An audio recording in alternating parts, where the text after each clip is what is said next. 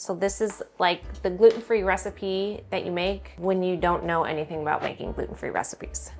Who needs Jiffy Mix to make an incredible old school tamale pie? This recipe uses simple ingredients you could just pick up in your local grocery store, and as an added bonus for everyone, it's naturally gluten-free. So I'm gonna show you how quick and easy it is to make this favorite weeknight meal.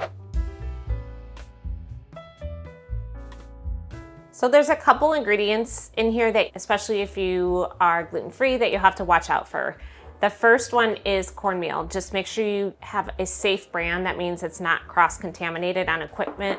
Cornmeal is in its natural form gluten-free, but sometimes it's processed on shared equipment. So just make sure you get one that's gluten-free. So you need 3/4 cup of cornmeal, 2 tablespoons of sugar, and I just do this because we're kind of doing like a copycat Jiffy Mix, and Jiffy Mix is a little bit sweet, so I like adding the sugar in there. 1/2 teaspoon of salt, and then a tablespoon of baking powder. So see, there are no weird ingredients in this. All this you could pick up at your local grocery store. There's no flour in it either. So just combine those dry ingredients. And then this is the other ingredient you need to watch out for. This is cream style corn. Some cream style corn is thickened with wheat starch. Not really so much in the US, but I think in maybe Canada, I'm sure people will tell me in comments below. Maybe Canada and in Europe, sometimes they use wheat starch in cream style corn, so just read your label to make sure. And then 1/3 cup of milk. You could use any kind of milk you'd like.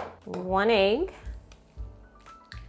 4 tablespoons of melted and cooled butter. We're just gonna mix all that together. This tamale pie recipe is like, you know how you think about recipes that you used to eat when you were little, and then all of a sudden you're like, I need to have that right now. So my mom would make this tamale pie, but she would use Jiffy Mix, which I can't use. So this was like the next best thing of how I can make it in a gluten-free version. And I think her recipe, remember those church cookbooks that were like bound together? That's what my mom always cooked out of. I remember it was in there.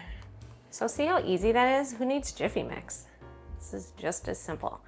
So then we're gonna pour it into our baking dish. I used a seasoned 9-inch skillet, but I've also done it in like a 11 by 7-inch pan. You could do a 9 by 9 or an 8-inch pan or a pie plate. Also, evidently people have some opinions about if the bottom layer should be the meat or if the bottom layer should be the corn casserole. Let me know what you think. Either way, you could switch it up, it doesn't matter. Bake this in a 400-degree oven for 20 minutes. And while that's baking, then we just brown the meat for the topping. So easy, great weeknight recipe. Okay, so you just need a pound of ground beef. I also have done this in a chicken version, like shredded chicken, which you can find the recipe for that in my gluten-free cookbook, Frugal Gluten-Free Cooking. And I add a teaspoon of chili powder, a cup of salsa. You could use any kind of salsa. So if you like it spicy, you could use a hot salsa.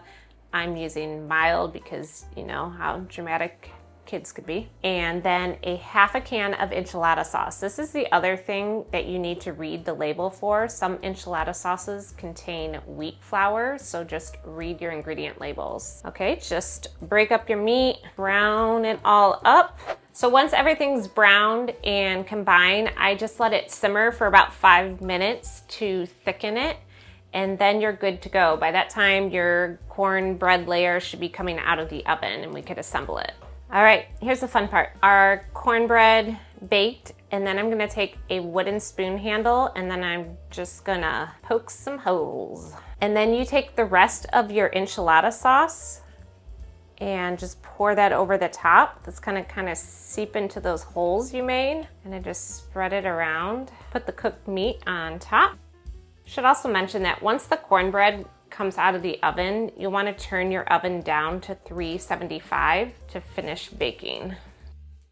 And the last part is just sprinkling some grated cheese on top. I'm using Colby Jack, but you could use any cheese you like. I would say maybe 1.5 cups to 2 cups, and I always recommend freshly grated cheese rather than the prepackaged one. It just melts a lot smoother and creamier. But if you need some kind of weeknight shortcut, pre-shredded cheese will work too. And then we just pop it back into that 375 oven for about 15 minutes. The cheese is gonna melt and get nice and bubbly. And if you want, you can put on the broiler for like the last minute or so to make sure it gets nice and golden on top.